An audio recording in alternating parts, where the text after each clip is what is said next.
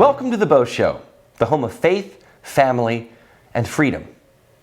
I recently attended the Conservative Political Action Conference, or CPAC for short, in Washington, D.C. The conference moved to Florida after the pandemic, since Florida largely stayed open for business. But this year, CPAC returned to its previous location in National Harbor, Maryland, just minutes away from the District of Columbia. I interviewed a number of the featured speakers at this conference, which included Dr. Ben Carson, the neurosurgeon turned Secretary of Housing and Urban Development. I wanted to get a sense of Dr. Carson's medical take on the vaccine problems, as well as his medical opinion on transgenderism, in terms of when the brain is developed enough to make a mature decision about reversing one's biological and anatomical composition. Here is Dr. Ben Carson. Dr. Carson, so great to see you again here at CPAC 2023. Thank you. Good to be with you again. I want to first ask you a medical question as a medical doctor. You take the Hippocratic Oath to do no harm. Do you believe that the pharmaceutical industry, combined with elements of government, have done a fair amount of harm regarding COVID vaccines? Oh, there's no question about it. All you have to do is know that the head of the FDA, when all this was going on, now sits on the board of Pfizer. And there was a lot of nefarious stuff going on. Suppression of other possible therapies. Yeah. Because you just wanted to push one thing, and then not being truthful about that thing and the complications associated with it. And it's really caused people, I think, to lose a lot of faith in government scientists. It's going to take a long time to get that trust back again. And that's the major damage that was done, not to mention the millions of people, or at least 1 million people who died, many of whom did not have to die. Right. I agree with you. You know, you always have such an affable demeanor. You're always just even keel. And I've got to know, is there anything you see today that makes you angry? I may get angry, but I probably don't manifest a lot of anger. But no, I am very disturbed by the fact that people want to give vaccines to children. Right. For COVID, because children have only a 0.025% risk of death or serious injury. And yet we have no idea what the long-term risk of giving them something that induces spike proteins, which may be around in their bodies for a long time and may result in some significant long-term issues. It's just ridiculous that we would do that. And it's only for profit, because when the CDC made the recommendation that children get it, Pfizer immediately increased the price, quadrupled the price. So yeah, they're making enormous profits on the backs of our children.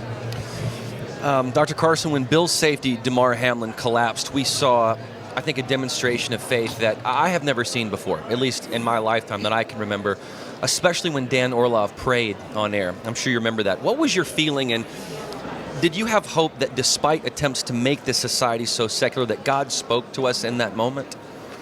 Well, I think God speaks to us in every moment in lots of different ways. We just don't notice sometimes. But I was delighted to see so many people who never talk about God. All of a sudden, it was a big deal for them. Very much like I'm very thrilled to see what's going on at Asbury College right now. I mean, it's like Asbury versus Harvard. And, bringing some common sense back, teaching people once again to love your neighbor, not to cancel your neighbor. I mean, these are the kinds of things that were so important in the development of our country. And one of the things that gave us strength and gave us identity. And so even if we have little brief episodes of it, as with Damar Hamlin, it's good. It's good that people are starting to think that way again. And that's the cornerstone. You have the American Cornerstone Institute, and you've got this executive branch for America program. Can you tell me about that? Yeah, well, a lot of people don't go into government. They're kind of afraid. They don't understand it. And we wanted to give people some insight into the various agencies, particularly how the executive branch works, the budgeting process. Wanted to hear people's personal stories. We have interviews from many prominent people in the executive branch conducted by Sarah Huckabee Sanders. And we want people to not only go into government, but to hit the ground running, not to have to spend the first year, what's that and what's... Because the left has been very effective in getting their people to populate the career positions. 90% of the career positions are occupied by left-leaning people. They're the ones who push policies or slow policies down. So, the Secretary of HUD or Energy may say, let's get this done. But, they're the ones who say, we can kind of slow walk that. It's a very unique program. I like that. That's a very good point. I think a lot of people probably don't know that so many people that have these career positions are of one particular ideology, which is why we see Absolutely. what's going on today. I want to ask you a tough question about transgenderism. We know it's a movement. How do you balance the decency and autonomy of God's creation as a human being and their free will with this push to normalize and encourage transgenderism? I think it's pure evil, to be honest with you. Children are naturally curious. What little girl hasn't put her father's tool belt on? Does that mean she wants to be a boy? What little boy hasn't slipped his foot in his mother's high heel just to see what it felt like? Does that mean he wants to be a girl? But if you've got people saying, yes, that's what it does mean. And what do you really think? And they're always pushing these ideals. Of course, a lot of children are going to be deceived by that. Right. And that's why so many who have gone down that path end up severely depressed. Suicides are high in that population. And it's child abuse to actually subject a child to something like that. Since you studied the brain so much, I'm just curious, at what point in the brain's development would you say it's appropriate for a human being to start making choices of that nature about who they are? The brain does not mature until your mid-20s. So, an 8, 9, 10, 11, 12, 13-year-old is certainly not equipped to make those kinds of decisions. That's why they have parents to protect them, to guide them.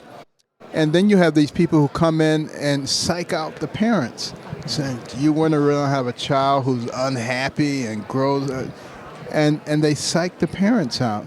Parents have got to be smarter than this. My final question, Dr. Carson, is do you ever plan to run for office again, and or would you serve in a future administration? Well, I will always do what the Lord wants me to do, but I hope that's not it. I hope to be able to have an effect from the outside with programs like these. We have our Little Patriots program, which is really teaching the children the fundamentals of who we are as a nation and the real history, because your history is the basis of your identity, which is the basis of your beliefs. So we've got to get back and we've got to shore up all of that stuff if we're going to succeed as a nation. Thank you, Dr. Carson. As always, thank you for your faith, for your passion, and everything you're doing, especially with the American Cornerstone Institute. Thank you, sir. Thank you. Always good to be with you. Thank you.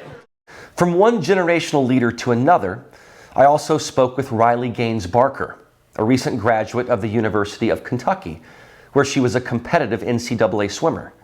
She competed with and tied with transgender swimmer Lia Thomas, who was born a male but now competes with women and has received a unilateral acceptance and support without equivocation from the NCAA. In fact, there has been an institutional effort to stifle the conversation, thereby shutting down rational questions. If you can't ask questions, then there is no free speech. Here is Riley Gaines Barker. Riley Gaines Barker, thank you so much for joining me here at NTD. I appreciate you coming by for CPAC 2023. Riley, you were a 12-time NCAA All-American swimmer at the University of Kentucky, and you tied for 5th place with male-born swimmer Lia Thomas in the 200-meter freestyle, correct? Correct. Walk me through what happened at the awards presentation. What happened to you? So I'll take you back a little bit, actually, the day before. Lia Thomas, the first day, which I want to add, Lia Thomas was a male the previous 3 years of his collegiate experience at University of Pennsylvania. And when he swam as a male, the best he ranked was 462nd before winning a national title the day before we competed against each other in the 500 freestyle, beating out Olympians and American record holders and the most impressive female swimmers of all time. And so that second day we raced in the 200 free where we tied. And upon tying, the NCAA, you go behind the awards podium and they hand you a trophy and you get marched out and named an All-American. And so we go behind the awards podium and the NCAA official looks at us and says, "Great job, you guys tied, so we're going to give the trophy to Lia." And so I, of course, questioned them and I'm like, okay, I understand we tied, I understand there's one trophy, but why are you giving the trophy to Lia? What's your thought process? Yeah. And he said, "Well, we're just doing this in chronological order." And I say, "Okay, well, what are you being chronological about?" And he said, "Well, for photo purposes, Lia has to have the trophy. You can pose with the 6th place trophy, but you'll have to give it back and you go home empty-handed. Lia takes the trophy." So let me stop right there. For photo purposes, Lia has to have the trophy. Right. That doesn't sound chronological. It doesn't sound like seniority. It doesn't sound like anything. Now, in the aftermath of that, you said that the NCAA has come out and given you a different reason. Right. So rather than, are you insinuating the new guidelines they put in place now? Rather than after all of this dilemma and after I had taken my public stance and exposed the NCAA for this, rather than the NCAA creating guidelines that would just eliminate this from happening altogether by not allowing men to compete in women's sports, they've now created a rule for what happens when a tie occurs. And they did this to save their butts because the rule is now the trophy goes to whoever is older, which Lia Thomas is older than myself, and so they did this to save themselves. And then actually the NCAA packet this year for swimming, it's highlighted, bolded, big letters, and I've had a couple coaches send it to me and say, "Hey, you caused this, right?" So keep watching at epochtv.com/The Beau Show.